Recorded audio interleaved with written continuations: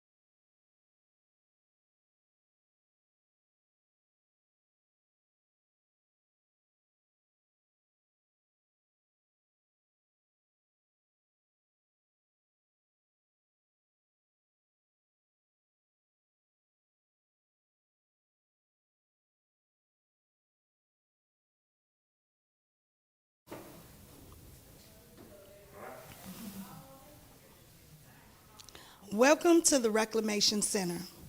My name is Colette Payne, and I am the director of the Reclamation Project. The Reclamation Project is an initiative of the WJI that is entirely led by and for women impacted by the justice system who are leading change in their communities. In July of 2018, the WJI launched the nation's first entirely women-led task force in Illinois to build a strategy to end mass incarceration of women and confront the false narratives that fuel it. The WJI was founded to ensure that systems see women. You see our logo in Lady Justice? See Lady Justice peeking out? We want you to see us, and we want you to hear us. That is why this event is so important today, because we are here to focus on not only the harmful impact of misdemeanors on people of color, but particularly women of color. We have 3 goals: to reduce the women's prison population by 50 plus and beyond in the next 10 years, to reduce the harms being caused by current system policies, and improve well-being and outcomes among women, children, families, and communities. We are looking forward to this powerful discussion. We want to give a special thanks to Bethany Little, who couldn't be with us today, Susan Burton for the opportunity, and to Brave New Films for their incredible work on this film, as well to all of my sisters here and the panelists who you will hear from later this evening. Thank you. Hello, and welcome everyone.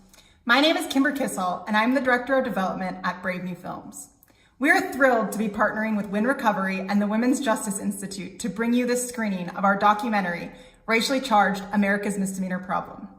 Brave New Films is a nonprofit media company that uses storytelling to educate and engage, shift attitudes, put a human face to policy, and organize communities to take action on critical issues. We create films to tell stories that aren't being told, and we organize events like the event we're at right now to bring people together and lift the stories and experiences of people from impacted communities. The short documentary that you are about to see tells the story of misdemeanors, the past and the present. Racially Charged: America's Misdemeanor Problem sheds a light on the various ways in which misdemeanor charges, often arbitrary and at the discretion of the enforcing officer, can be the start to a downward spiral into the carceral system. The spotlight is frequently centered on men who are impacted by the system. However, women, especially BIPOC women, are also swept up into the spiral, affecting not just themselves, but their families and communities. This is no accident, and Racially Charged shows us exactly how the system is designed. Following the film screening, we have an incredible lineup of panelists, speakers, and system-impacted women leaders that will be sharing their stories with us and sharing with us their critical work to end women's mass incarceration. We are extremely grateful for the opportunity to bring this event to you and the audiences all across social media watching live right now. I would like to thank Win Recovery and the Women's Justice Institute for their partnership and for putting together such a fantastic screening event with us. We created this film to help reimagine public safety and show the urgency in addressing the misdemeanor system. We cannot keep doing the same thing the same way. Thanks to the generous support of our funders, we're able to offer our film for free to everyone to watch and take action. Following today's event, I hope that you'll be inspired to take action. One way that you can do that is by hosting your own screening of this film. And it's very simple. You can go to our website, bravenewfilms.org/screenings, to complete a brief registration form, and materials to screen the film will be sent directly to your inbox. Thank you for your presence with us, and without further ado, I'd like to present to you Racially Charged: America's Misdemeanor Problem.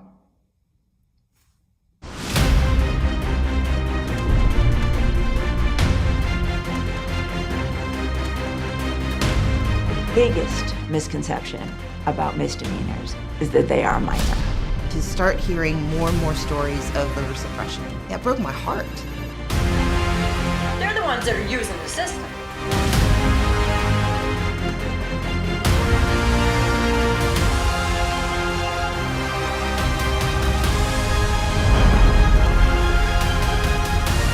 My grandma was fighting for integration back in her day, and I'm fighting for the same thing now.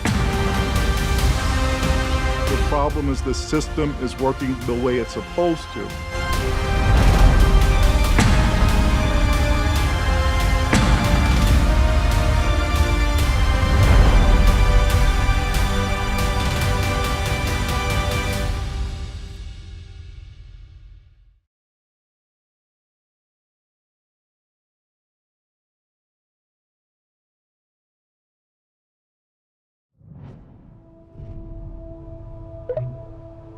We're recording. All right. Sometimes I feel like my life ended that day. My car died on the side of the road.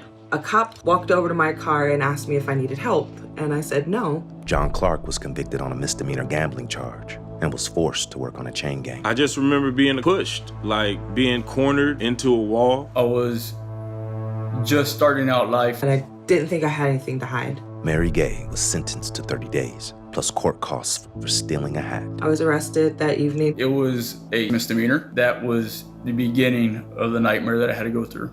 Henry Nelson was arrested for using abusive language in the presence of a female and was sent off to the coal mines. He said, "You're going to jail." And I'm like, "What for?"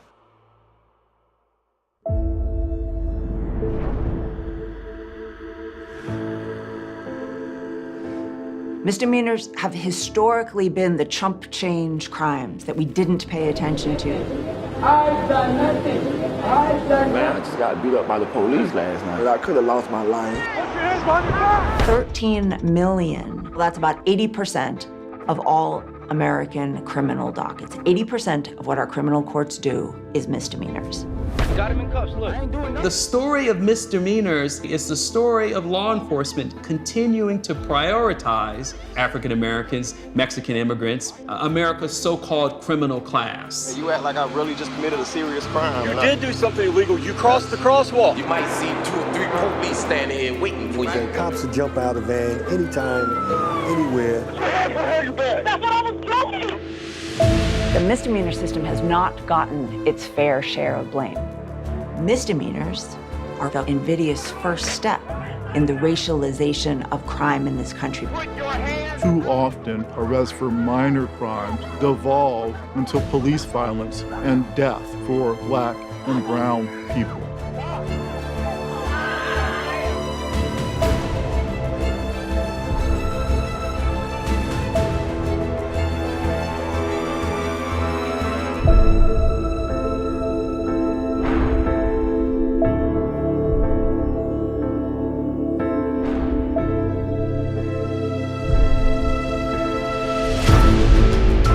They got me for jaywalking. Not wearing a seatbelt. My tail light was out. I was arrested for being home. Driving with a suspended license. My license got suspended because I didn't know I had an unsafe parking. I was shocked, and that was for this big claim that I was in charge. I was $744 fine because I didn't pay back.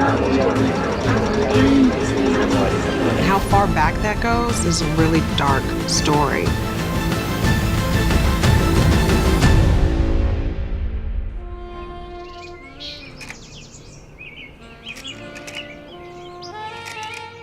Reconstruction was an era when 4 million African Americans made it out of bondage and were able to achieve at really high levels,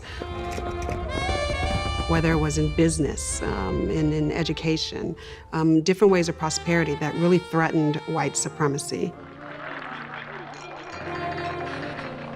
They elected many Black men to positions of power. Of course, that was a sea change from how power had been exercised during slavery, and a lot of white folks just didn't like it. They were nostalgic for the old days of overt white supremacy, and so they subverted Reconstruction. If you look at misdemeanors and you track them from the Reconstruction era to modern day, you see the fingerprints everywhere of white supremacy and control of Black bodies. The landowners, they had nearly lost everything. And the only way to get that back is to somehow corral the Black labor force back onto the same plantations that they had once worked. The most effective way of forcing African Americans back into this condition that would be so similar to slavery was to begin to criminalize black life itself. Misdemeanor offenses for incredibly trivial or made-up things, what should have been tiny penalties for non-existent offenses, turn into years of people's lives. Where were you taken? I was taken out to the camps. Where did you sleep? Slept on some hay. Chain was on me. I'm being put into handcuffs. I'm being dragged into this cold space. I don't have anything to cover myself. And I'm asked to sit inside of this tiny little room, and I have no idea why I'm there. Was there any jury that tried you? No, sir. Did the recorder ask you whether you wanted a lawyer? No, sir. And I thought that I would have time to talk to a court-appointed attorney so we could talk about what happened. I could ask them to get other, pieces of evidence that would prove that, hey, I'm poor. It wasn't like I was trying to run off with this money. Did they furnish any copy of the charge against you? No, sir, they did not. Did they give you any opportunity to plead to any accusation? They never gave me anything at all. When they asked me how I pled no contest. I didn't understand that no contest is the same as guilty, and that I would walk away with a misdemeanor that would affect my ability to get hired.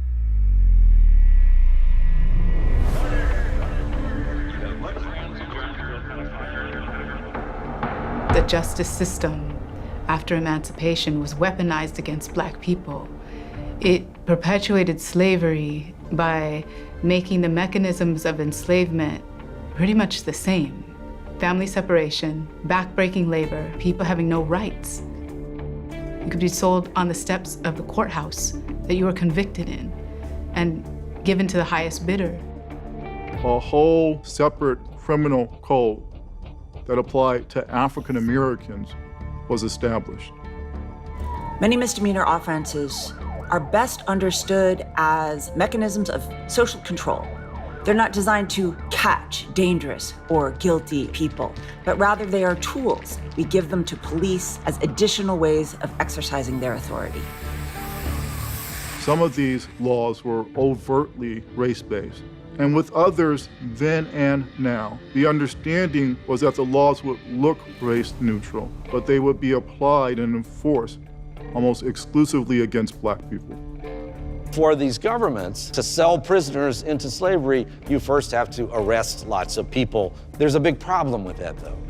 There's just not enough crime for this system to work and for it to be profitable. The state governments of the South had to invent new crimes. Southern legislatures, which are essentially run by Confederates at that time, are trying to reinscribe a form of slavery through a system of laws called Black Codes. A whole category of new statutes passed in almost every southern state that attached these enormous penalties to what were in reality very minor thefts. Those were laws, and many others like it, that were only ever enforced against African Americans. And so it became a way to have a basis for arresting huge numbers of Black people. I don't remember much about writing the check. John Owen was caught taking 6 ears of corn from a cornfield and was arrested under the Black Codes. This is $4, and we have 1, 2, 3, 4, 5, 6, 7. 7 times 4 is $28. So just this pile right here is how much I went to jail for. Owen was put in jail for months until he was finally tried for theft.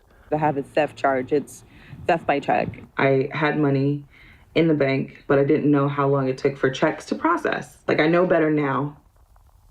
I could have donated plasma, gotten $25. Under his sentence, Owen was leased into convict labor and sent to the chain gang, where he served 2 years for the corn and a 3rd year for the court costs. I was in the Hays County Jail for a total of 45 days for $25 worth of food. Michael Brown, who was the teenager who was killed by police in Ferguson, whose death led to the explosion of the Black Lives Matter movement, he was stopped for jaywalking. He stepped off the sidewalk and was walking in the street, and there was a local criminal ordinance that made it a crime to do so. African Americans are being cited for jaywalking at 3, 5, 10 times the rate of white pedestrians. The legislatures of the white South make it a crime to walk alongside a railroad. In an era in which there are no paved roads, the easiest way for a poor person to get from one place to another is to walk alongside a railroad. That law didn't say this only applies to black people, but those were laws that were only ever enforced against African Americans. All of us engage in what would be considered to be minor crimes. And for some people, it's crossing the street at the wrong time. But if you're black or brown, then it becomes categorized as something that's criminal. So what is I doing? Didn't use a crosswalk. All I'm trying to do is go home, man. I'm tired. I just got off of work. Nandi Kane says he was walking home from work when it happened. I felt like they were gonna draw a gun out and shoot me in my back. I'm tired of all this shit, man.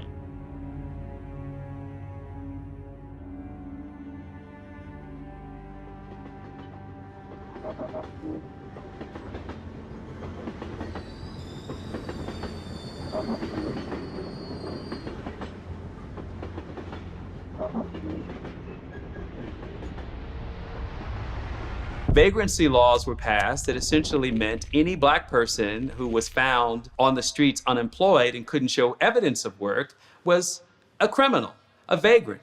Trespass laws originate from this idea that African Americans only belong in certain spaces and at certain times.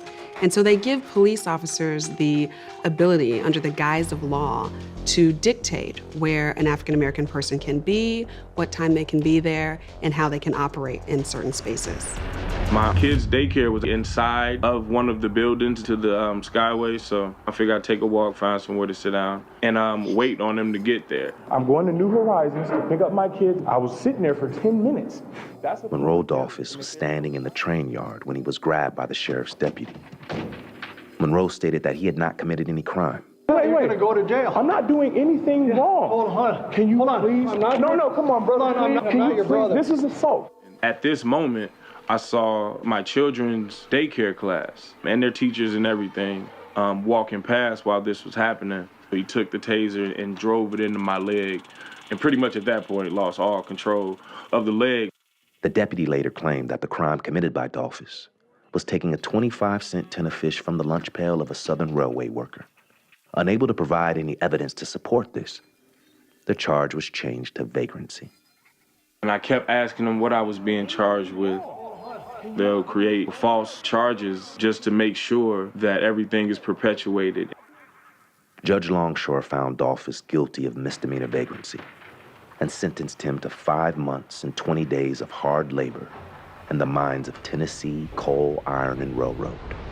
Going back to the vagrancy laws of the late 19th century, the people who make those laws have in mind another group of people for whom there is an inherent threat to their livelihood, like breaking barbecue ordinances in public parks or sleeping in dormitories that white people don't think you live there. I have every right to call the police. It allows law enforcement to regulate whether or not certain behavior for one group of people is deemed criminal and another group of people is just frivolous activity. Many people remember the Starbucks debacle in Philadelphia. There were 2 African-American men at a Starbucks.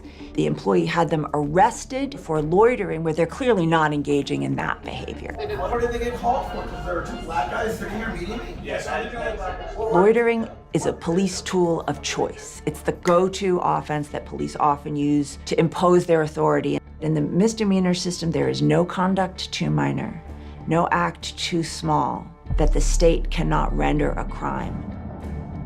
Black people charged with a misdemeanor are 75% more likely to be locked up than white people. You have to realize that these laws didn't happen by chance. They were part of a system to continue to oppress black bodies. Our misdemeanor system includes all kinds of offenses, and some of them can be quite serious. Domestic violence, DUI, but most of the time, we treat minor, harmless conduct as misdemeanors. Traffic offenses, jaywalking, order maintenance offenses, spitting, driving on a suspended license for failure to pay a fine. And yet, These minor, meaningless misdemeanors can have terrible consequences for individuals.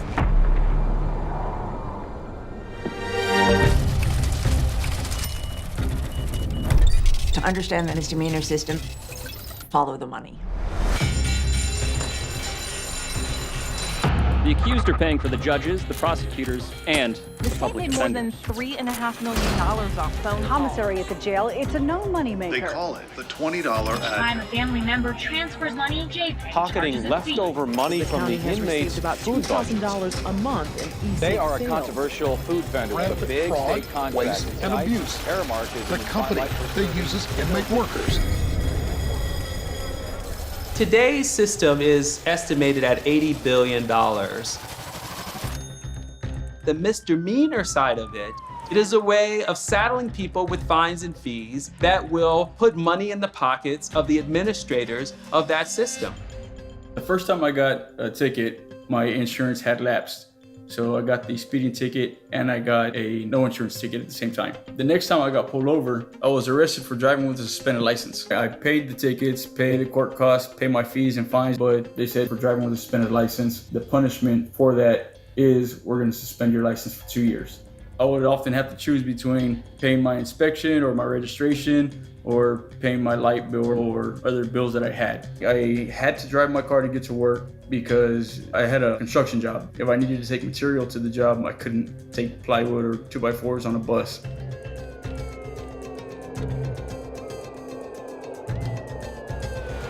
I felt like there was no way I was gonna be able to take care of the kids on my own while you were out because I didn't know how long you were gonna be in jail. This officer saw me, a young Hispanic guy, driving a 63 Impala and said, you know what, that guy, he's up to something. I was trying to go to work, trying to pay bills, and he's treating me like a hardened criminal. That misdemeanor charge ended up becoming something that I couldn't get rid of.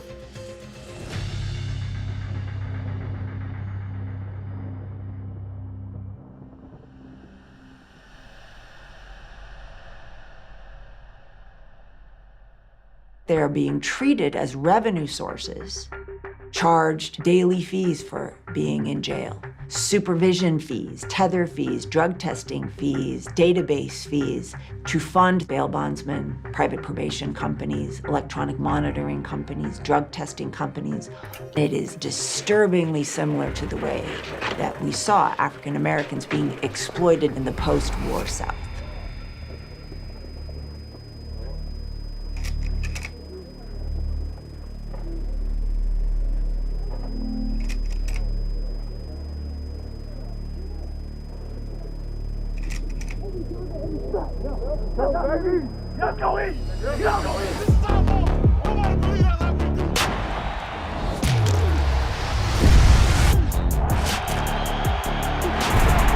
I'm DeMario Davis, linebacker for the New Orleans Saints. I was born and raised in Mississippi, pretty much raised by a single mom.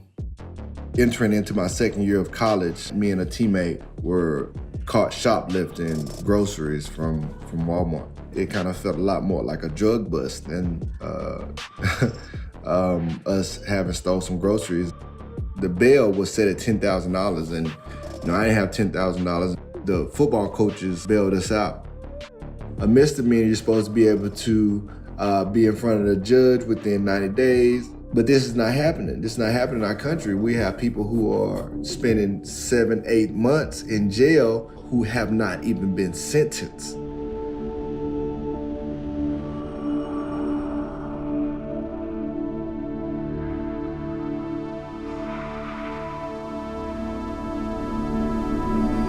Cop arrested me and I was charged with the misdemeanor.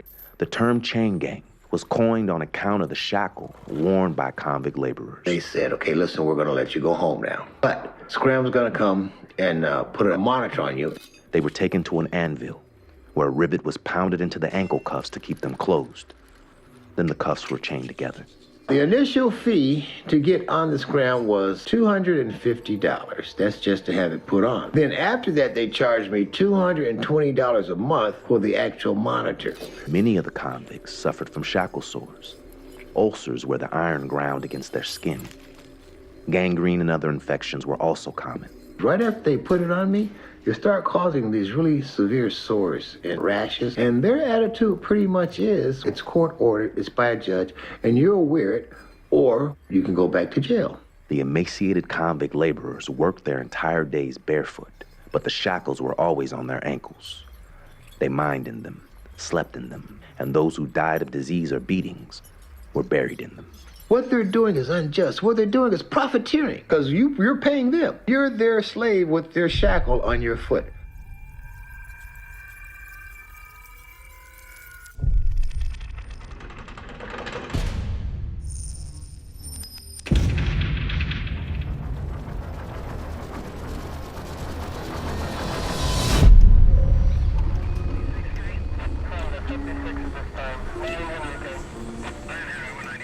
I remember this hopeless feeling just overcome me. I couldn't take care of my family. The biggest misconception about misdemeanors is that they are minor. The full consequences of getting a misdemeanor can be astronomical. It hurt me for 10 years, and it completely disrupted my life. And I've been trying to figure out how to get my life back on track. This will be a part of my story for the rest of my life. When people are booked into jails for a week or a year or even a day, you just cannot avoid the trauma that inflicts upon you. The moment you hit the jail, you don't come out of that unchanged or untouched. You witness trauma, you witness violence, and it changes you. It changes your community. I tried to get a job at Amazon where my roommate worked.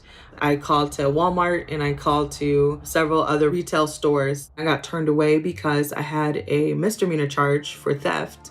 Not enough people talk about what it means to have a misdemeanor on your record. It can determine the kind of job that you get, to the kind of housing that you can qualify for, to the kind of schools that you can go to. A lot of people are harmed for life because of the smallest infractions. They're being rendered homeless. They're going without food, without medication. Their children are suffering. Due to misdemeanors, I lost my housing. Shortly after that, I lost my vehicle, which led to me losing my job. And it was just one thing after another, like kicks to the face. I had full custody of my children. They had to get to school. We had to sleep in the car, waking up at like 4 in the morning, getting to a laundromat to make sure that they have clean school uniforms. I had worked so hard and all of that was ruined by one charge. One misdemeanor ruined my ability to get even just basic work.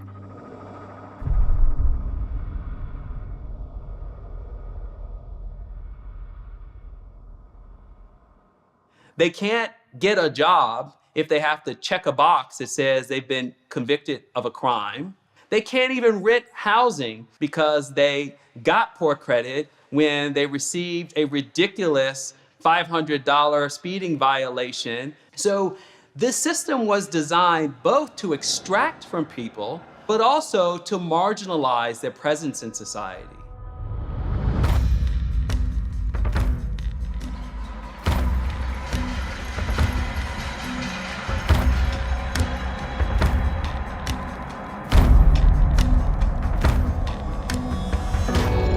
It's gonna be a mass grave site. This is a dormitory. We stupid crowded. These are the beds. They right beside each other. And this is the space. Everybody just dying and getting sick and shit. Like, this shit serious as fuck. Bro, you alright? You want me to go get the police? No. What have you done this bitch? You ain't gonna do nothing about it. This motherfucker literally in this bitch dying, bro. I don't know what to do. One of the worst places to be during this pandemic is locked up in jail. The judge never said, I'm sending you to prison to die. The same horror story is emerging of the unchecked spread of infection and inmates essentially being left to die. Now, jaywalking or theft of a small amount or any sort of vagrancy type of behavior can lead to your incarceration and eventual contracting of the virus and death. I've been in jail for 2.5 months for petty theft, a nonviolent crime that carries a misdemeanor charge for the price value of less than $100. There's been 3 deaths, 2 2 being inmates, 1 being a guard. As far as like people who are working for the facility, they're like intertwined. They could easily be catching it. That's how one of the guards caught it. My life is in danger.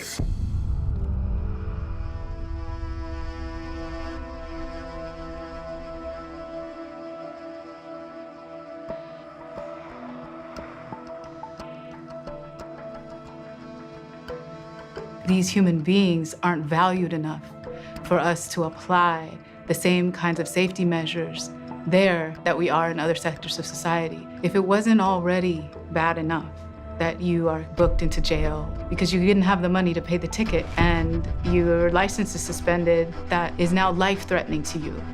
Sheriff's Office is now releasing non-violent inmates as a next step in mitigating the spread of COVID-19. Hundreds of inmates have been released from Shelby County's jail in an effort to put fewer people at risk for coronavirus. 600 inmates. A total of 38 inmates are ordered They were Before their inmates. time is up. Now they're freed people. Because of COVID-19, thousands of misdemeanor defendants are rightly being released. It's clear that these individuals should have never been incarcerated in the first place. We can tell by the fact that after these releases, we haven't seen any sort of crime wave.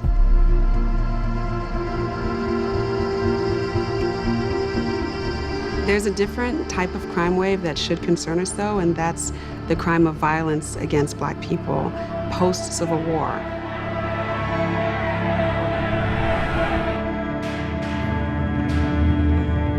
State violence has historically been used to intimidate people of color, especially Black people. We see this all throughout history.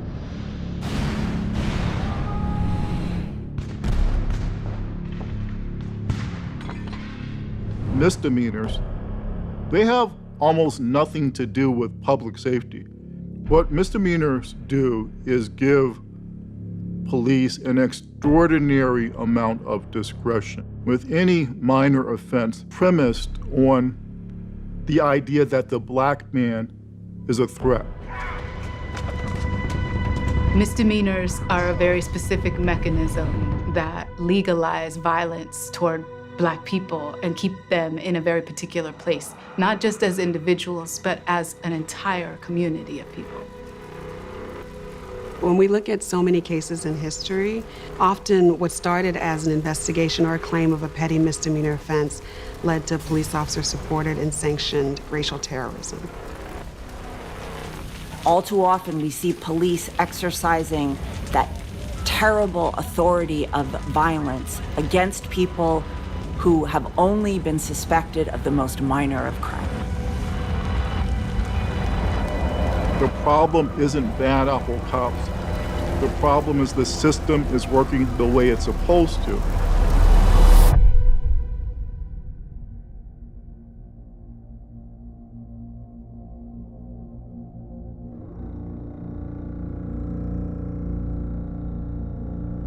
Police shot this boy outside my apartment. They killed him.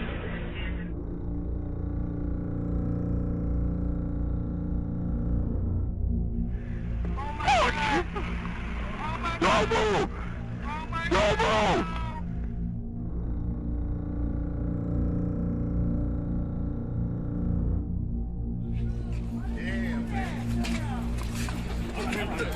I can't breathe. I can't breathe.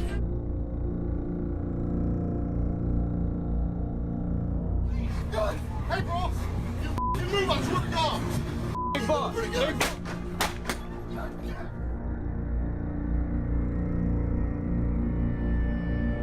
I just can't breathe. It's awful. I'm so sorry. I have no gun.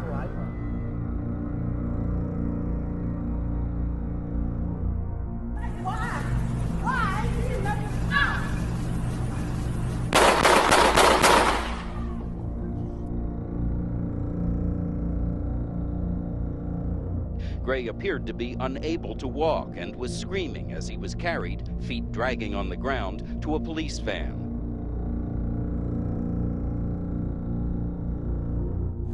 I know, you just doing your job.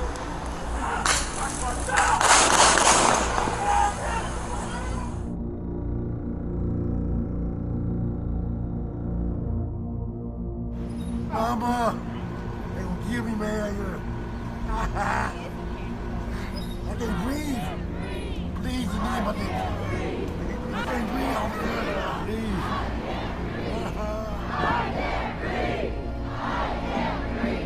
My life could have so easily been taken in that skyway. George Floyd goes to show further that the most minor of offenses, even no offense at all, could result in death. The very purpose of racial terrorism is control, is social control. What we have seen in the killings of those accused was that misdemeanors became the gateway for police violence and murder.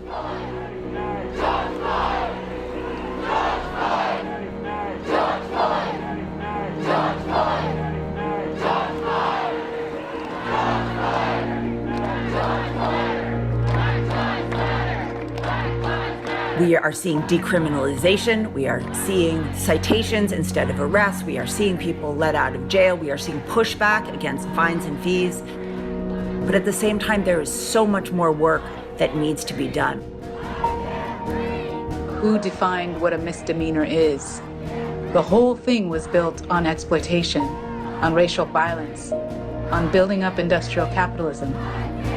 We should not be locking up people who speed, who are too poor to pay a fine or a fee, who loiter or trespass or jaywalk.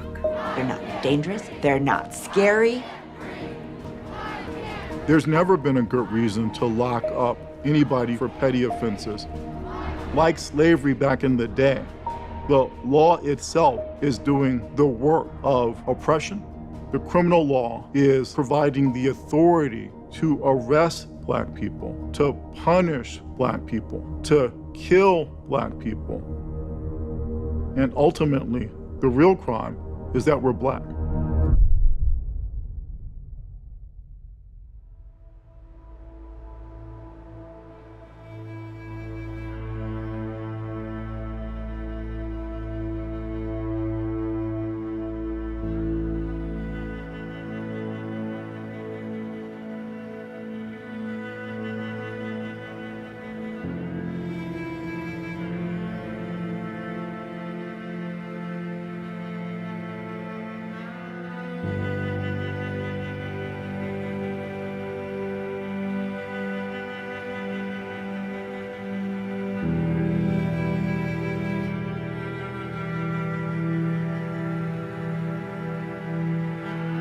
When officers use their discretion and still choose to arrest low-level offenders instead of citing and releasing them, they are choosing to lock a human into a cage we wouldn't even put our dogs in.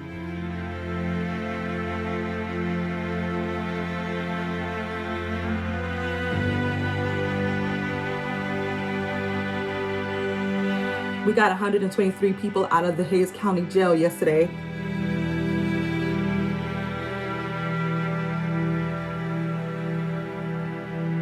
It eliminated the penalty for being caught driving with a suspended license from another 2-year suspension to a 90-day suspension.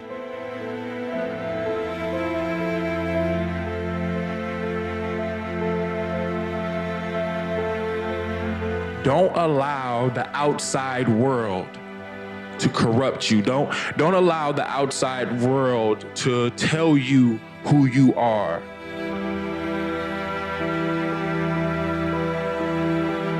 I wanted to be a voice for those who are not able to be a voice for themselves.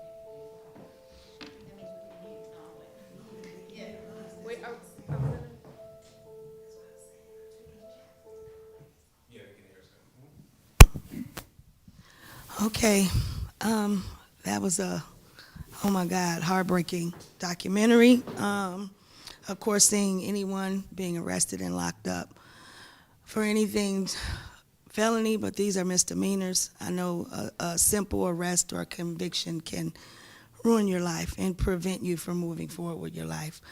We're gonna have a discussion, and I'm here to introduce Era Laudermilk, who is the Chief of Staff at the Cook County Public Defender's Office. She will be our moderator for this evening.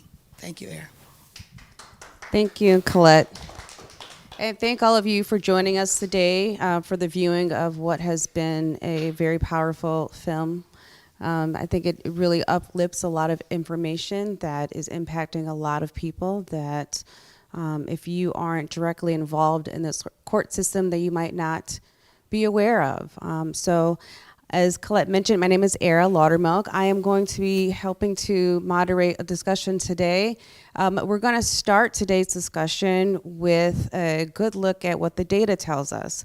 We are joined by Professor Dave Olson from Loyola University in Chicago, who's going to tell us what the data shows about women and misdemeanors in the state of Illinois. So to kick us off, do you want me to ask you a question first, or do you want to do your data presentation? I can just let people know what the information says if you want. Okay, well, I will give a little bit of background because people are probably like, who's Dave Olson? Okay, so Dave Olson has been an integral part of the criminal justice system in Illinois. He has done a lot of work monitoring the trends in the criminal legal system as it relates to our prison system.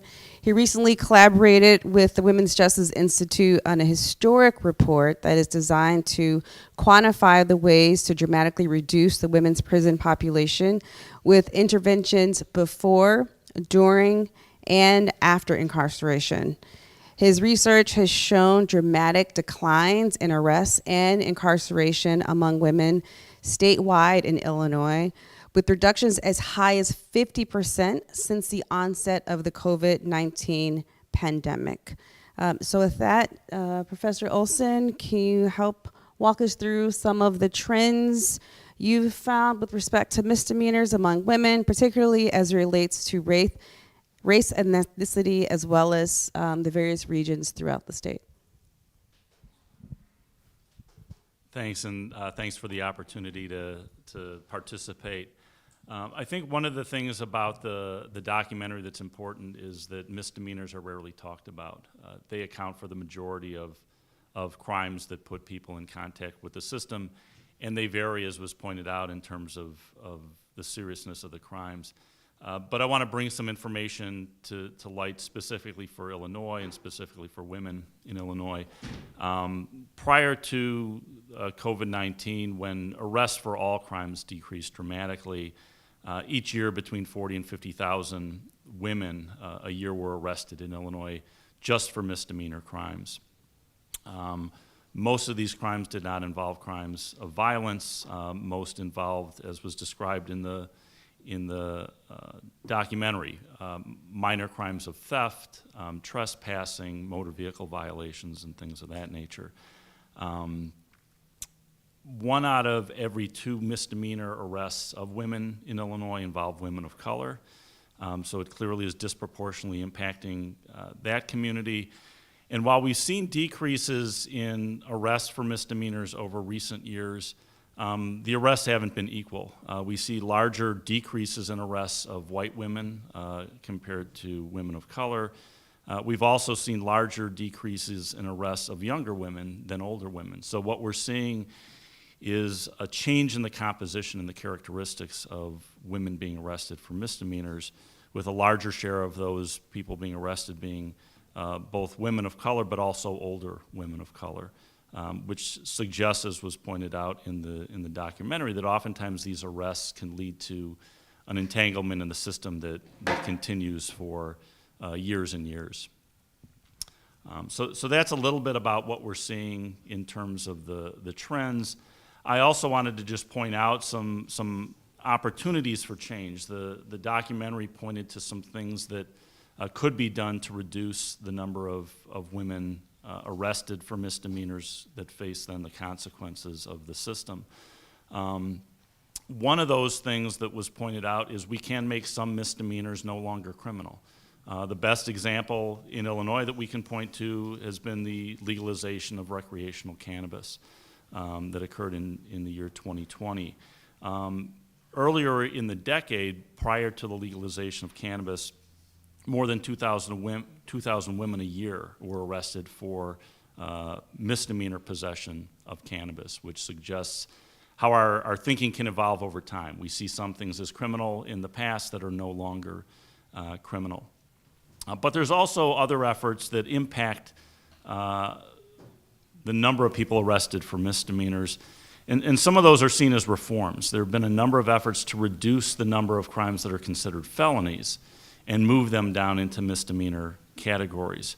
One example of this that the Cook County State's Attorney will likely mention a little bit later is reducing the threshold for retail theft.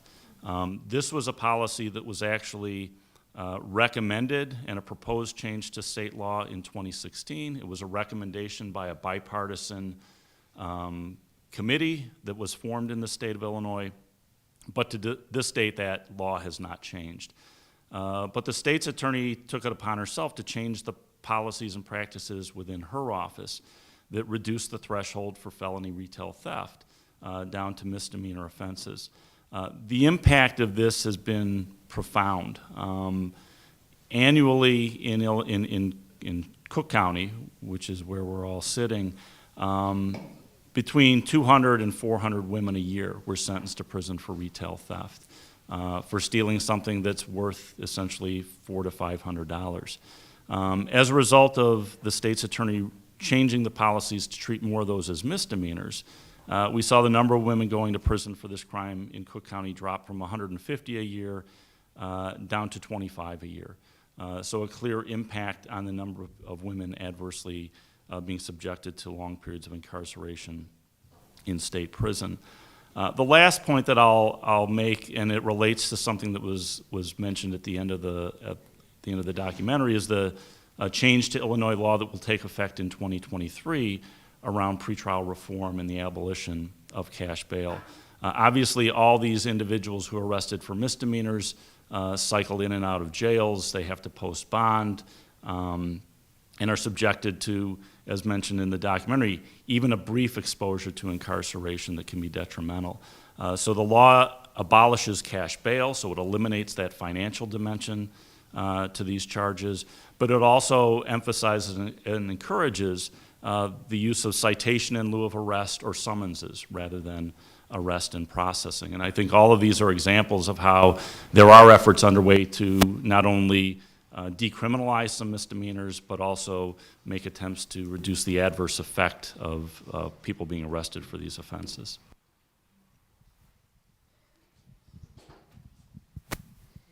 Thank you. Just by way of follow-up, can you speak more about some of the unique patterns as it relates to misdemeanors among women regarding misdemeanors, particularly regarding race and ethnicity? I don't know why I'm having such a hard time saying that word today.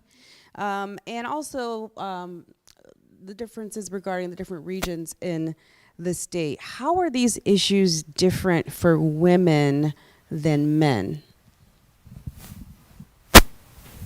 I think there's a few things that are different. One is oftentimes the crimes that women may be identified as being involved in are more likely to be misdemeanors. I think the issue about the child care responsibilities and how, again, even that brief period of incarceration can not only be detrimental for the individual involved, but all those individuals that person or that rely and count on that person. I think the other thing that's important about misdemeanors, as was pointed out in the documentary, is these are oftentimes driven by police priorities and police practices. If the police decide to focus on a particular behavior or enforce a particular behavior, we'll see increases in arrests. And if they decide that it's no longer a priority, they'll change their practices. And that's where we see a lot of the variation across the state. In Chicago, there have been periods where For example, arrests for prostitution dramatically increased, not because the behavior changed or the prevalence, but it was an emphasis by the police to respond to that and to focus on that. We saw the same thing with changes in responses to drug law violations, including arrests for marijuana possession. Even though it was legalized in 2020, prior to that, police essentially got the signal from the public that these were not crimes they wanted to see enforced, and so police changed their practices. And so I think it's important to recognize the importance of, as was pointed out, police discretion and what the police focus on. And every community is policed by a different agency in the state, and so you can see things vary from community to community in terms of what crimes are entering the system, but it really does reflect police priority and police practices. Thank you so much for that. The data really does help inform how the work can progress and really work to minimize some of the harms that were demonstrated in the film today. The next part of our discussion will be a panel discussion. We are joined by several panelists today that will provide some invaluable insight into what it's like to be a part of a system and the impacts of being in that system. We will be joined by Cook County State's Attorney Kim Fox. We are also going to hear from Colette Payne, who is with the WJI Reclamation Project. We will also hear from Melissa Hernandez, who is the founder of the Puerto Rican Project and Reclamation Fellow, and Jada LeSure. Hi, Jada. Who's with Moms United Against Violence and Incarceration. So we're actually going to begin our questions with Colette, who's sitting right next to me. Colette, we both know the criminalization of addiction has been a leading factor in driving women's mass incarceration. Your story is one of powerful resilience, but it wasn't until after the criminalization of your addiction that you were finally able to access the help that you needed and deserved.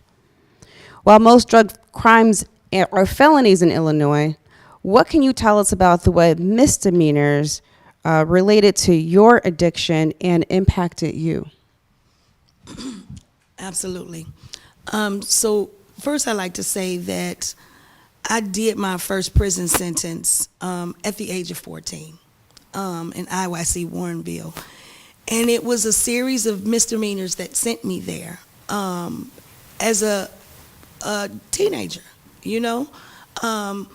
That's when the cycle continued, and I started to use substances, heroin and cocaine. And I started using those substances at the age of 17. So, I would commit theft, forgery, and the thefts were usually during that time, anything $150 or over was a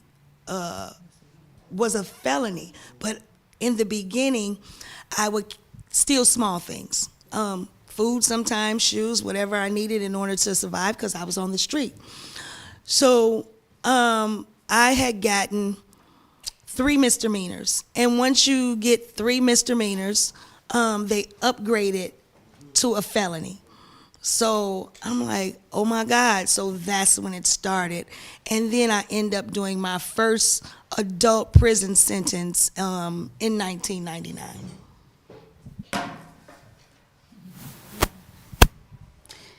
It's so important that you talked about the survival component of how this impacted you, as well as how this kind of compound effect in terms of, it build upon each other and really created a felony, right?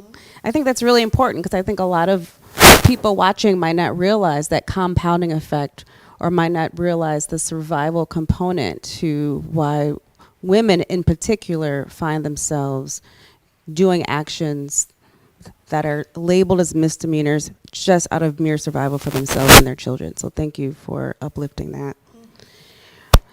Prior to your work at the Women's Justice Institute, you were a policy associate at Cabrini Green Legal Aid and worked on expungement policy and participated in expungement summits across the state.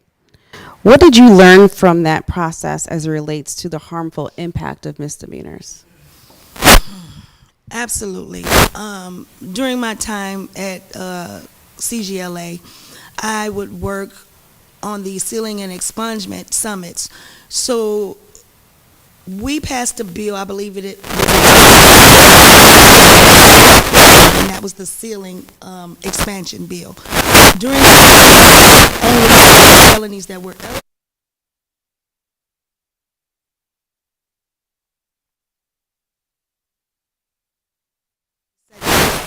and domestic violence. You guys know your stuff.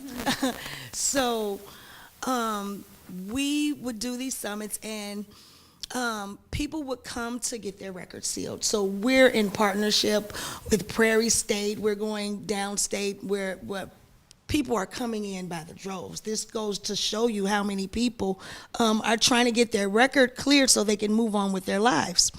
So we're in Peoria State. Representative Jahan Gordon Booth's Peoria, Illinois. And we're doing this big summit. So many people showed up, but it was a lot of women there. We're talking about the small crimes that they had. So during this time, I had the opportunity to do case files. So we would have to put their records together on this case charting. It's called charting. So we're charting the cases. And I'm like, oh my God, do you see what these people are charged with? Misdemeanors that they had fines and fees attached to these fines and fees. Okay, so it's coming up for folks to go to court, go in front of the judge to get their records sealed. So now we have to work on fines and fees because the judge said, no, you have a fine attached to the charge. You cannot until it's paid. And some of the smallest things like having your music up too loud, not cutting your grass. These were things that people had these fines and fees for that were preventing them from moving forward with their lives and getting their records sealed. Thank you for sharing that. So in addition to our panelists, we are joined today by the Reclamation Council members. I'm surrounded by a table of beautiful ladies. I'm not sure if they're all in the shot, but I would like to give them the opportunity to really uplift anything that they hear from any of our panelists today, but I also want the audience to know who you guys are. So joining us today on behalf of the Reclamation Council are Paris Knox from MUAVI, Christine Escalera. You can clap. Yeah, you can clap. Of course. Christine Escalera with Also Chicago. Heather Canuel and Patience, her daughter, from Art from the Heart. Celia Colon with Giving Others Dreams. Monica Cosby, Inside Out Theater. Diana Winchester with Howard Area Community Center. And Nakia Brooks with WJI. And Liz Cruz, also with WJI. Ladies, thank you so much for being here as a part of this conversation. We've heard some really important information from Colette based on her experience both in the system and working to dismantle that system. Is there anything that you guys would like to uplift or any comments you'd like to share before we move on to the next panel?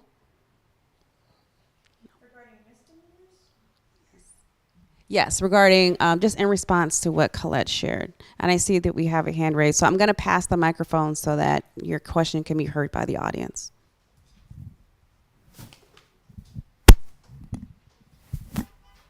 I don't know if it's a question, but a comment. Okay. So in watching the documentary, listening to everything, I just wanted to say to young women, because I try to be a voice to young women, that be careful with your decisions too. Because yes, we have this system that is against us. And I strongly feel like as an African-American woman, Latino, that it's another form of slavery. You know, back in the day, our lack of education and the power that they had over us was one thing, but now it's our choices. And sometimes you victim to just who you are, racially speaking, but at the same time, your choices make a difference too. So just knowing that we have something against us, being mindful of decisions that we make so we don't put ourselves in those type of situations.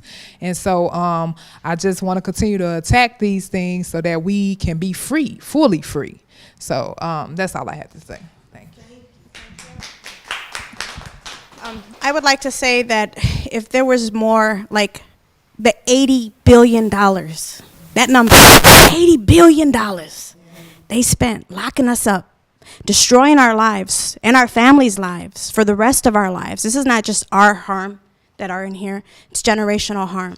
If they were to spend half of that in our communities, that's what's missing. That's what causes all these misdemeanors, is the lack of deep investments in people, deep investments in creating an equal economical society that is just for everyone. That doesn't exist in this America that we've known for so many years, but yet there's so many of us fighting for it.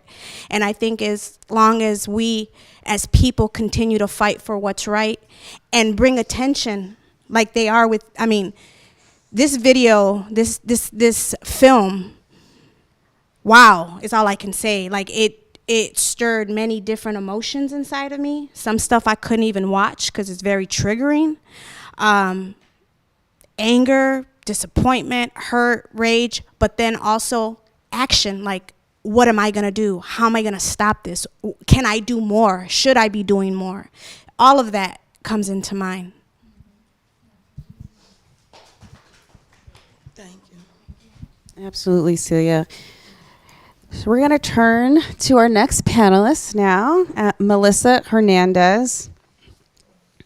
Melissa, studies have shown that 98% of women in the Illinois prison system have experienced histories of gender-based violence, including sexual exploitation and other forms of abuse. And the vast majority of perpetrators of this violence are men. How do these issues create unique risks to women as it relates to the stacking of misdemeanors and paving a pathway to deeper systems and entrenchment of survivors? Did you ever experience or notice a difference in how you or other women were treated differently or inequitably by systems as it relates to them? Yeah, thank you. So great question. I want to start off by giving a little history about myself. So I am a survivor of child abuse, poverty. I'm a survivor of sex human trafficking. And so this led me down to a path to be exploited and manipulated by sex traffickers. I've had a bunch of long encounters while all these things were happening.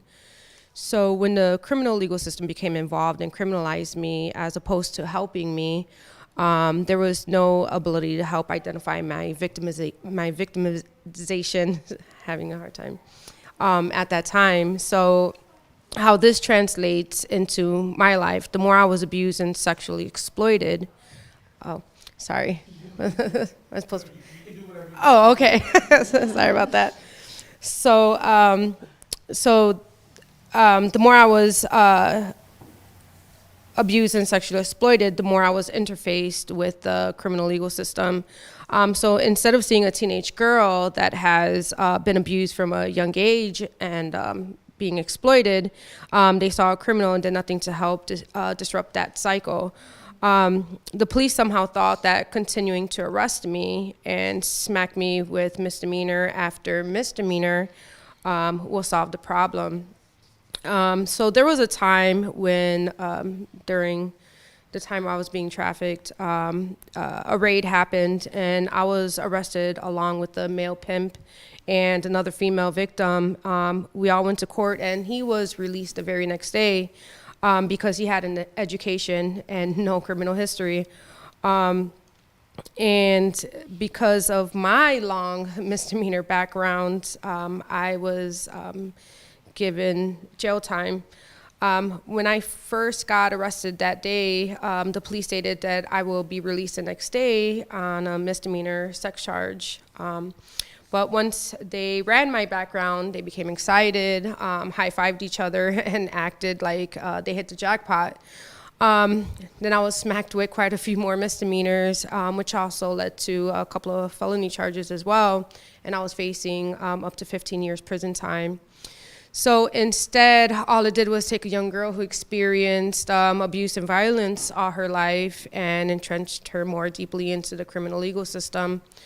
And let me be clear, we're talking about trafficking and abuse, but those are just two ways women are criminalized. Many young girls that are exploited suffer from poverty, trauma, and drug use. And if you think about the criminal system, it is criminalizing women surviving all these challenges. And arguably, that system in itself is a form of violence for women, and particularly for Black and brown women. And women experience gender-based violence, sexual assault, and all forms of abuse all across the board. Wow, Melissa, what a powerful story. And here you are as a survivor and helping to share your story. And I hope the people listening will really take proactive stances to make sure that there aren't more victims like you that are treated as criminals and thrown into cages. Can you share a little more about how you learned about the misdemeanors that were on your criminal record and how they affected you and how you got the help that you needed to seal them? So all those years I experienced exploitation and abuse as a woman of color, and at the very end I ended up saving myself. So I decided to change my life, and I was faced by more systemic violence due to my long background. When I had a child, I searched high and low for employment. Nobody wanted to hire me because of my background. I took on jobs who took advantage of my labor and desperation, and who would pay me under the table and 2 times less than the minimum wage. When I was 7 months pregnant with my second child, I was approved for public housing. I was so excited that I was finally gonna have the stability that I never had. And I remember feeling the need to wanna cry because I was so excited. I actually felt at that point that there was a light at the end of the tunnel. I was wrong. I went down to this housing complex to sign off on the paperwork, then I didn't know how to answer the background question. So I asked the manager of this housing complex, what do I do? And I was open about my background. She literally looked at me and said, "I'm so sorry," as she was grabbing the documents that I just finished signing, and said I am no longer eligible for the housing, and that she wasn't gonna waste her time or my time to even complete the documentation.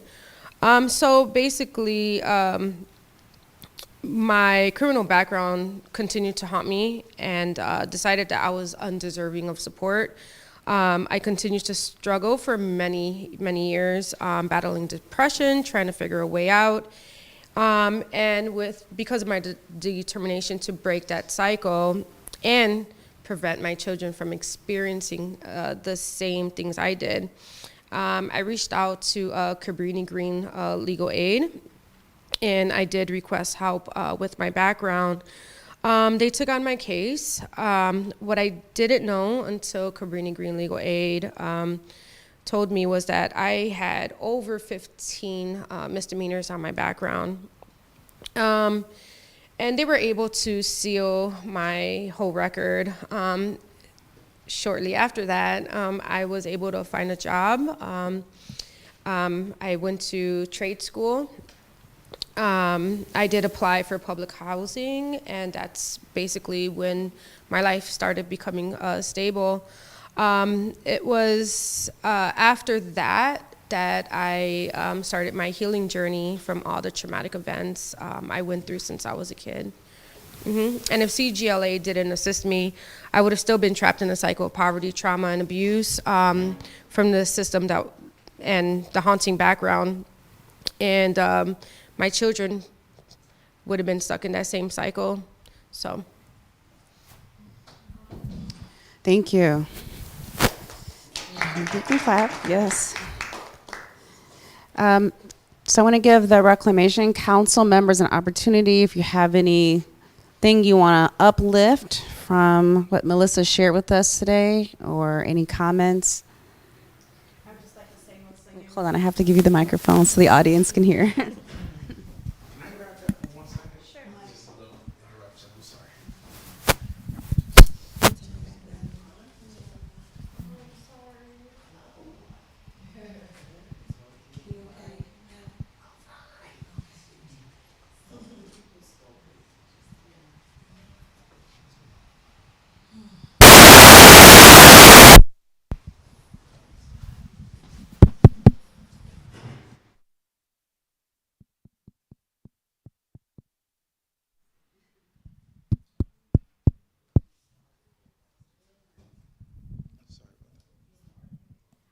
Melissa, I just wanted to say thank you for sharing. Thank you for being one of the many heroes without a cape here in the city of Chicago. Colette, you too. Thank you for leading the way and just sharing your stories. We heal in community and not in isolation. And people need to see representation that we can be better. And it's because of your work that I was able to get my case sealed. And through Cabrini Legal Aid, I was one of the people that before Ms. Colette and her whole team helped open up that bill and change things for the people in Illinois. I had 2 Class X felonies that were not eligible for seal until 2017, until the law changed. And that's when my life changed as well. Thank you. Thank you for sharing. Okay, so next we're going to hear from Jada LaSure. Jada, we're so happy to have you here with us today. At a recent hearing on legislation calling for the creation of a state commission on children of incarcerated parents, you shared a powerful and deeply personal testimony about your experiences with the incarceration of your mother since you were only 12 years old. 7, to be correct. Oh, 7 years old. Wow. Wow. As we know, parental incarceration disproportionately impacts Black children both in Illinois and in our nation. The lack of investment in support systems in our communities create challenges for children, such as housing and economic instability. It also creates increased risks of involvement in the legal system. What were some of the challenges you faced growing up? And how were they impacted by misdemeanors and the criminal legal system? And while many people often say that misdemeanors are only minor and not serious, what would you say to those people? So I'll say I faced many challenges growing up without my mother. She's been incarcerated since I was 6 years old. I practically grew up without guidance and the protection I needed and care. So it made me turn into a victim of the criminal system. Living without the support of my mom, who was the financial household required me to support myself. Sorry about that. Living without the support of my mother, who was the financial head of household, required me to support myself financially. This led to many experiences with the criminal system and resulted in me having a misdemeanor conviction. I got my first misdemeanor before I had my child, who's now 3 years old. I knew that I had to be there for him. I applied for a job at Levy, and this misdemeanor charge prevented me from getting this job. Most recently, I set up a GTL account, video visits with my mom, but it wouldn't let me access because of misdemeanor charges. This is unfair. I also have to pay fees and be on supervision. I could never work a retail job. I applied for. I couldn't work for me. My misdemeanor, the misdemeanor I had, I couldn't work for like certain jobs. So I had to like keep asking questions like what jobs can I work in? What doesn't the misdemeanor affect? So the misdemeanor really affected really everything. So I work like under the table. I get paid under the table. Like I don't get like paychecks because of the misdemeanor. So my question is, how can we change? How can we change society after they punish us? 'Cause like I had to pay fees. I did supervision. I did house arrest. I did all kind of things. So it's just like I had to go through all this to get to this. So how can we change this? Is my question. Sure. Well, it's 2022. We're all used to technical difficulties by now.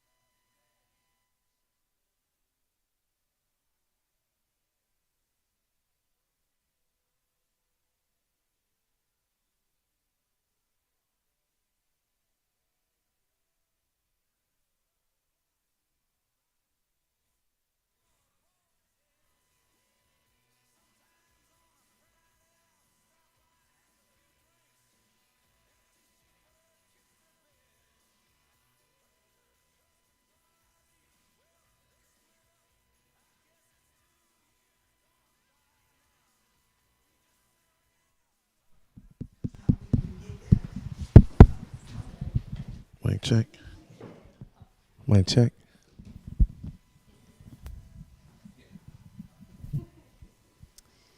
So we apologize for the technical issues. Hopefully you all can hear us clearly now. Jada just finished sharing her powerful story, and she asked a really important question. And so I'm wondering if there are any of the Reclamation Council members here that wanted to respond. So we have a volunteer. I'm going to pass the mic so we can make sure the audience can hear. I love you, Jada. I remember when I first met Jada, little bitty something. She didn't even have her child then. How can we change this? I feel you, but I think you being here and sharing your experiences, it makes a difference. It helps create change in policy spaces. People need to hear our stories, and I appreciate you. Hey, Jada.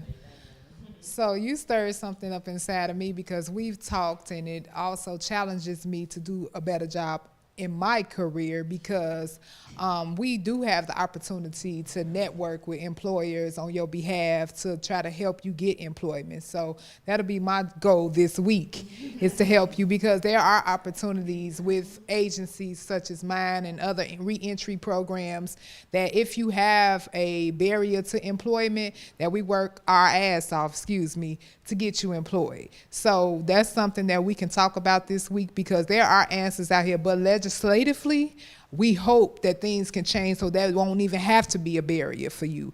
But I will do my job this week with Howard Area Community Center and help you get a job. All right, you're welcome.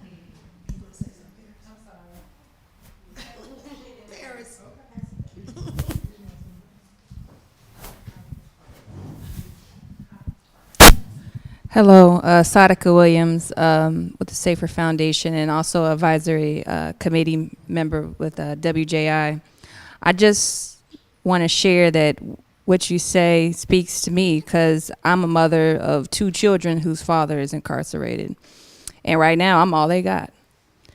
And when you ask that question, just from understanding what they're going through, my response is you shouldn't have had to go through any of that in the first place.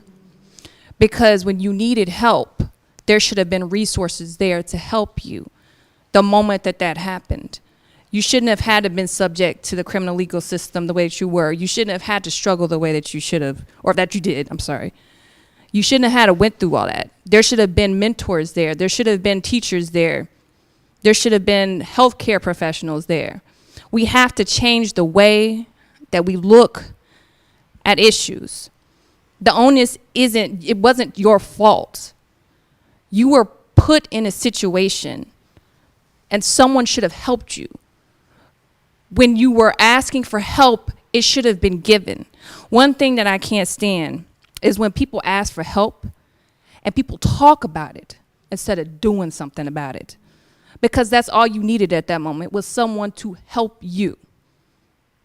And then you wouldn't have had to go through all the additional trauma on top of the trauma that you already faced. If we had done what we should have done and treated this as a public health issue, right? And so I just wanted to say that, like, you know, don't give yourself some grace because you were in a situation and you reacted and you didn't have what you needed and you should have been helped to avoid it. So I just wanted to say that too, because sometimes we are hard on ourselves because, you know, we do have to take responsibility for our decisions. But at the same time, we have to understand that generationally, the discrimination and the injustices that have happened on brown and black communities has done so much trauma and on top of poverty that it's passed down in our families. And so what we're seeing is a cycle that needs to be broke. And that's why we're all here today, because enough is enough. And it's time to heal. It is time to heal ourselves, and it's time to heal our children, and it's time to heal our communities. We don't have to be victims anymore. We can.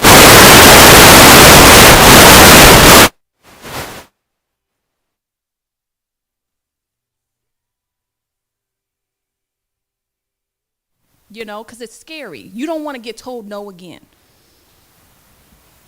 I'm sorry, but I had to share that with you, and I just want to thank you for sharing what you said, and everyone here sharing what they've been through in terms of your story. That takes a tremendous amount of courage, and you are healing. Every time you do it, you are healing because you are helping other people relate and heal, and you're making them realize that you're not by yourself. We share a lot in common.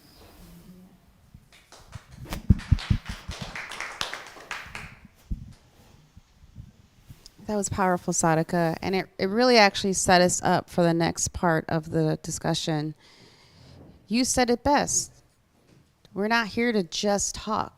We're not. We're here to really take action and really have a conversation about what are the so that moving forward, other people won't be victimized by the system the same way that these ladies were victimized by the system. So I would love to hear from all of you, one by one. If we had a magic wand, and we do, because we know people like Sadaka that work in policy, people like Colette, we have the ability to effectuate change.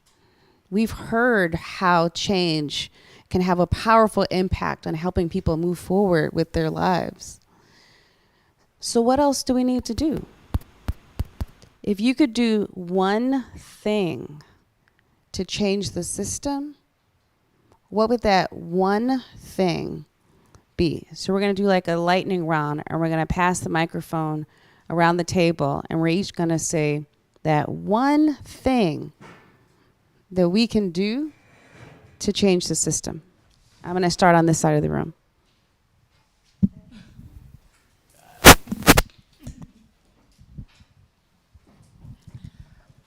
I think the one thing we have to do is change our way of thinking. Meaning we have to change ourselves so we can be better to help someone else. Awesome.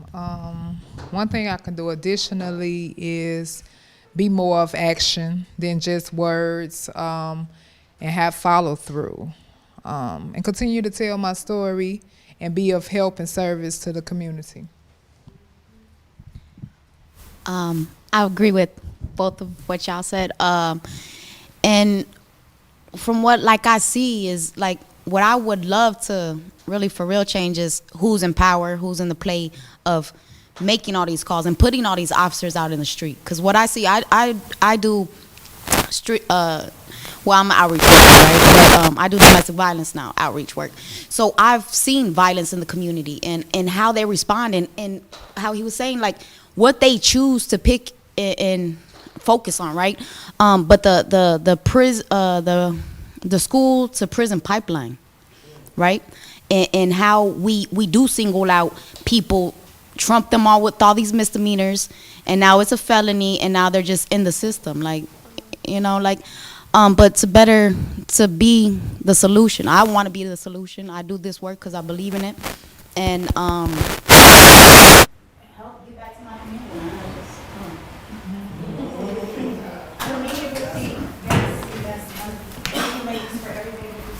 For me, it's about really moving the power that she states, and that means moving the money. Right now. Something's wrong with Okay. that mic. Sure. Just talk out of here. I would say moving the money, which means moving the power. I believe all the policies that have been implemented since the days of when there was white slave owners. Like when we talk about the Bill of Rights, none of us, you know, with our skin color, were at the table when them laws and policies were put in place. And I think we here in America, we live in a different time now. And our laws and our, you know, our founding fathers, they look different too, you know, and I think that if we can go back and just rip up everything that's been put in and start all over with something that's really just and actually create a system that's not about criminalizing everybody that is black or brown and using them to make profits. I think that if we, again, if it's about moving the money and really just focusing on loving people and creating change. And I think it starts with emotional social learning in homes and at the schools, implementing programs that really promote healthy living lifestyles. Like I've said it forever, we have been watching the same 1970 video about sex education, and it's mandatory since the 1950s, but there's never been a mandatory self-care, conflict resolution, you know, all of these things that are the core of what makes people people, and really give us those tools, coping skills, coping strategies, not just for the parents, but just like Sadaka said, we have generations of just harm that we harness in our DNA and ourselves. So when are we gonna start focusing on healing, right? I think when there's more love in the earth and in the universe, less harm can exist. And it starts with moving the people of power, which means moving the money. I'll just offer something brief since I'm a little bit out of place. Yeah, you got the data. I think that hearing all the stories and thinking about this I think there's misdemeanors we need to recognize aren't best responded to by the legal system. That some of the descriptions of these it's an indication of the need for assistance, not the need for a legal response. And I think that's and that you gain through more empathy, and it's through these kinds of conversations that people can gain more empathy. So, thank you for letting me speak. If I could change anything, I'll say change the way they do people, like in prison. Like it's like a repeating cycle. Like how can I say it? I feel like back in the days, like they was getting treated even worse, but it's like now they still getting treated even worse. So like, I think it should be like a change made somewhere down the lines. Like it's getting worse, it's not getting better. Yeah, like just change what's going on like in prison, I guess. I don't know. Yeah. I don't know. It's so much that needs to be changed. I you know, as it relates to misdemeanors, and it's important that we understand where we come from and how these laws were created, and, you know, educate our families, our children around this, because, you know, we don't know our history and how we got here. as it relates to mass incarceration. So when you think about, the end of slavery and how the vagrancy laws and pig laws, just a pig, if you steal a pig because you're hungry. So these misdemeanors are basically crimes of survival. Selling loose squares, selling CDs. You're trying to survive. That's like a underground market. And why are people doing this? Because they're trying to survive. So, it's small things like that. If society would have some type of compassion and understanding. But I mean, we get these jobs, people get these jobs, and they like, oh, this is what we do, not really understanding or even knowing the history as to how we got here in the first place. So I would say educating our communities, educating ourselves, because things are forever changing. So we have to keep educating ourselves, and just make sure we hold on to our babies, man. Yeah. If you got babies. Powerful. Babies are important. So if I get to pick one thing too, I would piggyback off of what Dave Olson said and what Colette said, because, in the public defender's office, we represent people who are charged with misdemeanors, and, just tying it into this particular conversation, when it comes to women in particular, and women of color, the vast majority of them are in the system because of crimes of survival, for theft, retail theft, or just traffic offenses, driving without a valid driver's license while taking their kid to school or to the doctor's appointment or driving to work. So, for me, because we are more informed now of the collateral consequences that come with bringing someone into the system, why are we bringing them into the system? We have something called deferred prosecution, where individuals can do community service. If they're successful at that, then the case can get dismissed if they're successful, or if they're not successful, then you've basically deferred the prosecution. You're just kicking the can down the road. But when you think about women in particular, for us, that's not really a good solution, because if you're a mom or if you're a woman and you're the sole breadwinner of a house, reporting to community service is really just adding to your challenges and is really almost setting you up for failure. So rather than bringing them into the system, rather than diverting them to a deferred prosecution program, that's still court involved. I would, and we can look into figuring out how do we help these women outside of the court system and refer them to resources so they can actually get access to the help that they need in order to set them up to be more successful, rather than making them go through this system that really is designed for their failure. Thank you. If I could change one thing, I will implement a bunch of equal resources into our communities. That's a huge issue. I work the front lines. I lift up our community. We need to decriminalize Black and brown people, and we need access to quality care and resources in our community, because this is the root to a lot of our problems. Yep. Thank you. So if I had a magic wand, ultimately I would eliminate systems, but I will settle for holding systems accountable.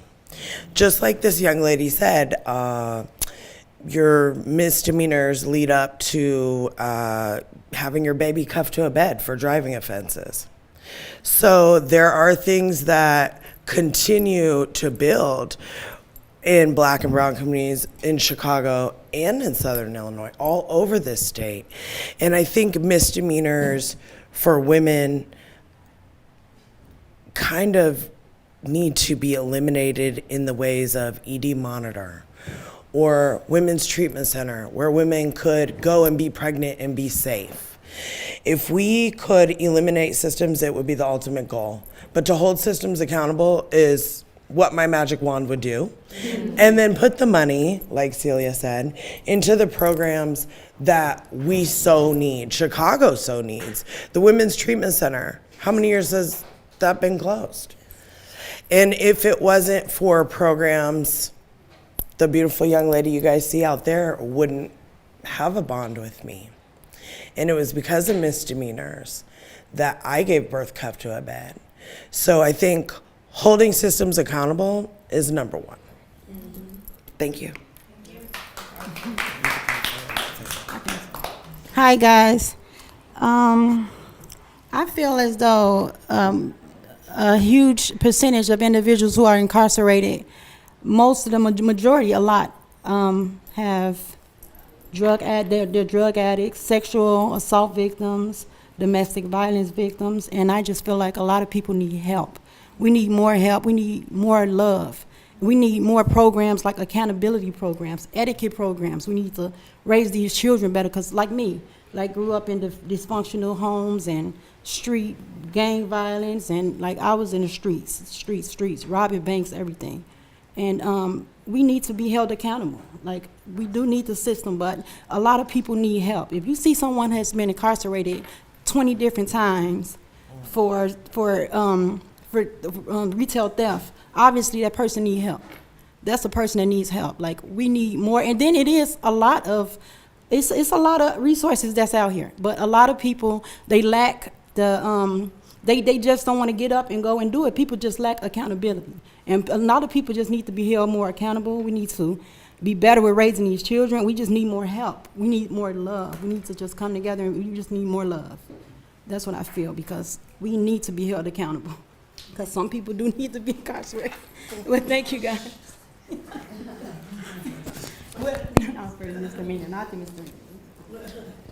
I think everybody's already touched on what I would say, but I would like to dismantle the systems that are in place and create new ones that are not a continuation of slavery. I mean, because that's all it is. It's just moving from one system to the next, and focusing on love and wellness across whether it's health, housing, and when looking at the criminal legal system, hopefully it wouldn't be the criminal legal system. Like, we should really change the way that we are we are functioning as a society in general, and focus on wellness and looking at all the things that go into wellness, including your health, your mental health, your education, your spirituality, if you have any, whatever that is, we need to be focusing on that. Agreed. I mean, everything is, yes, I agree with it all. I want to say that I feel that we need to redistribute the funds into quality supportive services, and not just a service. It needs to be gender responsive, truly responding to someone's gender, and giving them what they individually need, and not just giving folks a service. Because a lot of times folks wouldn't be in jail if they had the support that they needed to begin with. Yeah. So we redistribute the funds, and then looking at providers, you don't get to treat people any kind of way because I'm your client, or because I have to live in a recovery home, or I'm homeless. We don't get to do that to people. Most importantly, when I work with women coming home, and I remember misdemeanors brought me in the system, but I kept myself out. I didn't have services or support when I got out. There was nothing provided to me when I got out. So misdemeanors brought me in the system, but no services kept me out. I had to beg, borrow, and steal when I got out. And so no one should have to beg for services. Women shouldn't have to beg for a bus card, right? Shouldn't have to beg for a bed. Shouldn't have to beg for clothes or shoes. So when we are providing services to people, it needs to be with dignity and respect, and love and tolerance, and not forgetting where we come from. Because I am at a place where I work with women coming home. I myself came home. I know what it's like. I shouldn't have to have a woman come to me asking me about, can I have a bus card? No, you can have 10. I want to give you 30-day bus card. And when you need another one, come back and ask me for 30 more. Like, you shouldn't have to beg just for having the basic needs met. And we don't provide that to people. We do not. And so we need to be providing basic needs.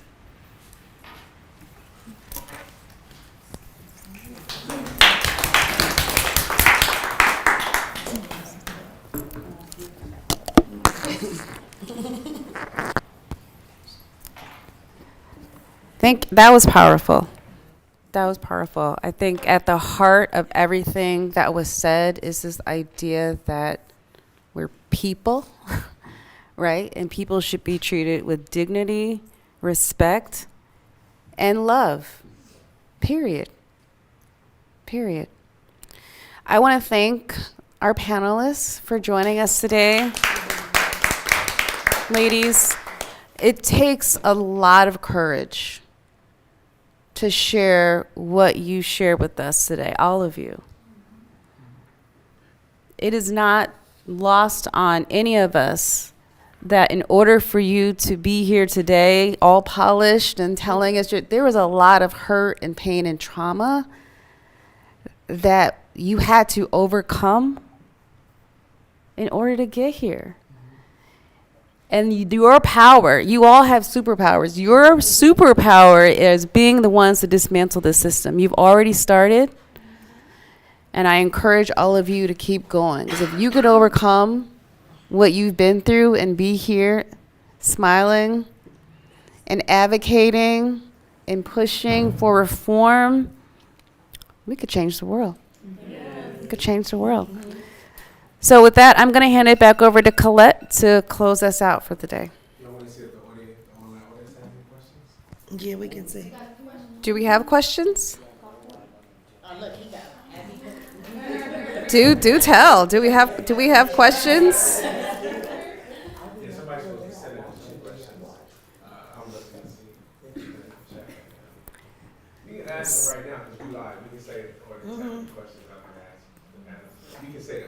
So, I mean, I will, but will you tell me who, what the, okay, all right, we're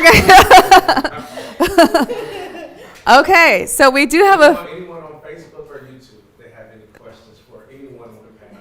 Okay, so if you can't hear what's happening right now, our lovely camera person is telling us that we have some time for questions. So if you have any questions, if you're on YouTube or Instagram, Facebook, please throw them in the chat, uplift them, let us know. We've got time for maybe one or two questions. And as they come in, he's going to tell them to me, and I will in turn tell them to our council members and our panelists.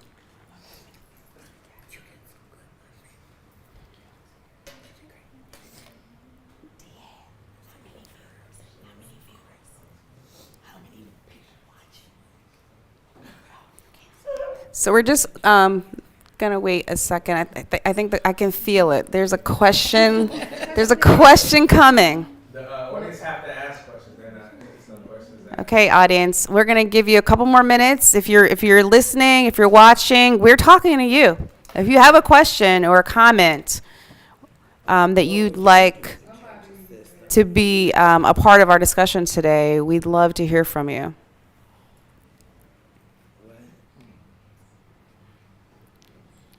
Okay. Okay. All right. Well, I mean, there's nothing wrong with that. I mean, these are some powerful, dynamic ladies at this table. So there's been a lot shared. It's been a robust discussion. So I'm going to turn it over to Colette to close this out. Yep. Okay. We got. What is the question, Diana?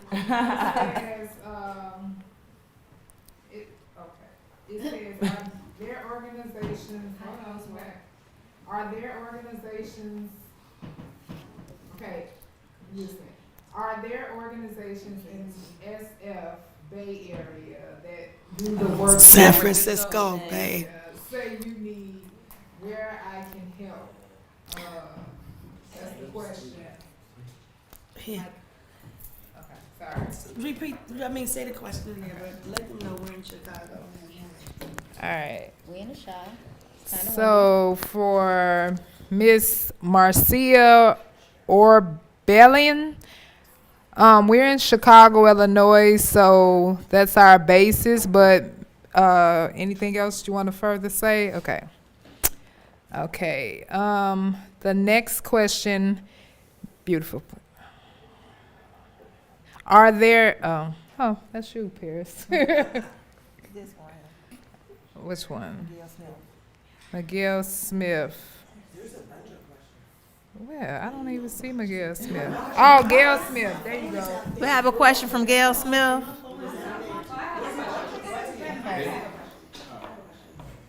There she is. I see her. Go ahead.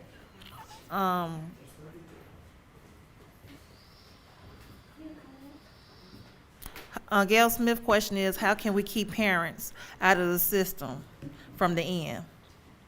How can we keep parents Out of the system, yes. She's speaking on parents, like mothers. How can we keep mothers? Restorative justice. Restorative justice. Understanding that. Whoever wants to talk, just the mic. There you go. So restorative justice. Why we that should be the last thing that we want to do to really anybody. I don't wish jail on my worst enemy. Been there, done that. Don't want to go back, right? But understanding the reasons why these mothers are in the system, period. Why are, like what you were saying, human trafficking. You had nothing to do with that. Like that, you're a survivor. You was a victim, right? You had no choice. But you were forced to live that lifestyle, right? So how can restorative justice come into that? How can we really fix the system on the laws, understanding really the needs? Like, what I believe in, it starts in the homes. It starts in the homes and it floods out into the streets. So if we can fix the homes for real, and really flood the home with love and resources and the needs that where just basic needs are needed, then, I think that could have something to do with it. I'm done now.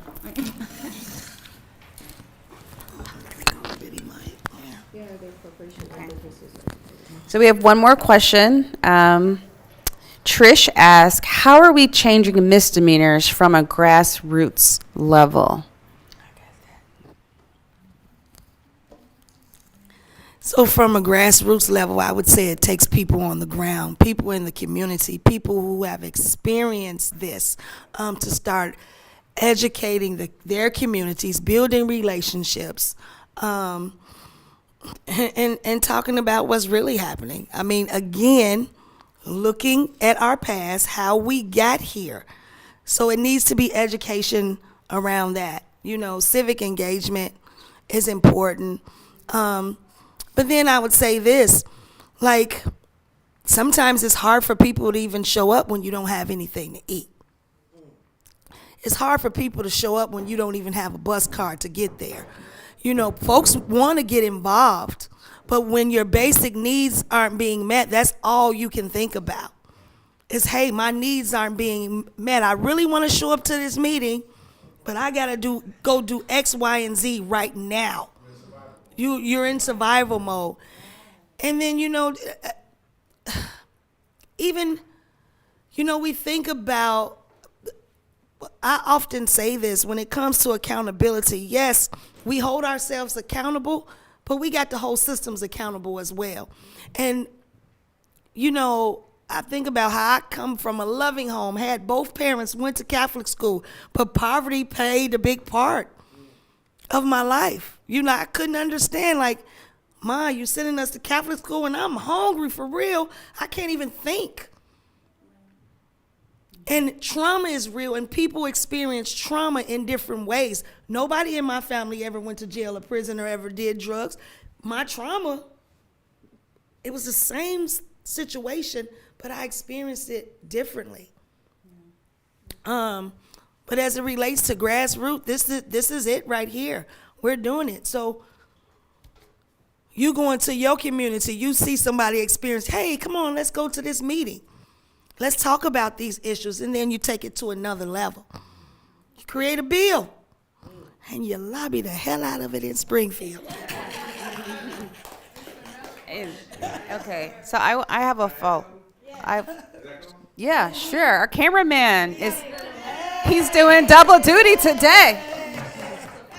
Have a seat, cameraman. Introduce yourself to the audience.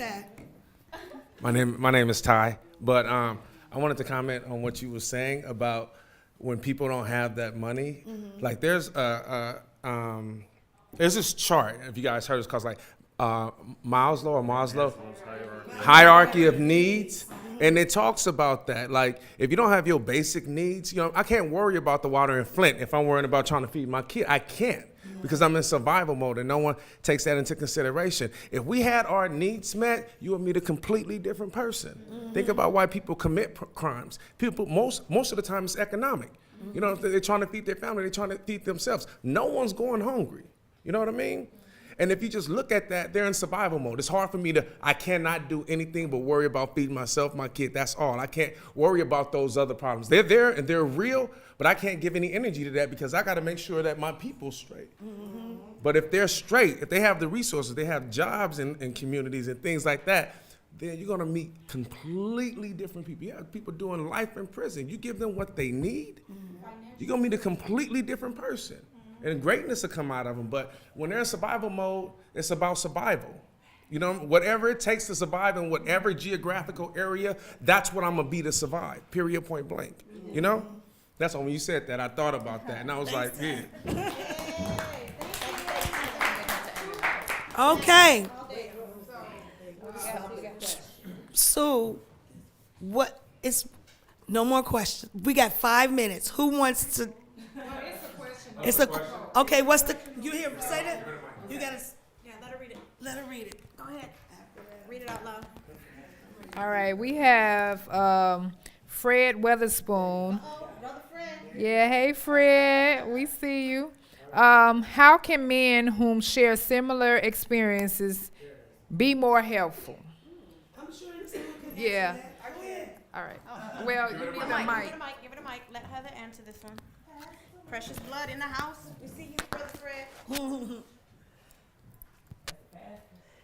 Thanks, Brother Fred. Just so you're aware, there are organizations in Illinois such as James Kilgore out of U of I who only work with men, and there is a resource guide on ILCHEP's website for men as well. And I'm sure between all of us, we all know one or two men's organizations that we can put in the chat if that's helpful, Fred. You said how can men be helpful to women? Oh. That was the question. That was the question? Well, I would say supportive in organizations. Because there's organizations for men. That's what I mean. Yeah, I want to add something, only because, so what I wanted to add was that, I've been in a few relationships where they were very violent, harmful, abusive, and a lot of my friends, a lot of my family members as well. So if I could say one thing to men, call out other men. You see them harming women, psychologically abusing, emotionally abusing, financially abusing. I mean, there's so many ways, manipulation, so many things. Please stand up, call them out, do not stay silent. Thank you. That was a good one. Don't just stand there and look. Okay, thank you all for that rich discussion. Very powerful women I'm sitting here with. This concludes this evening's discussion. Thank you for joining us.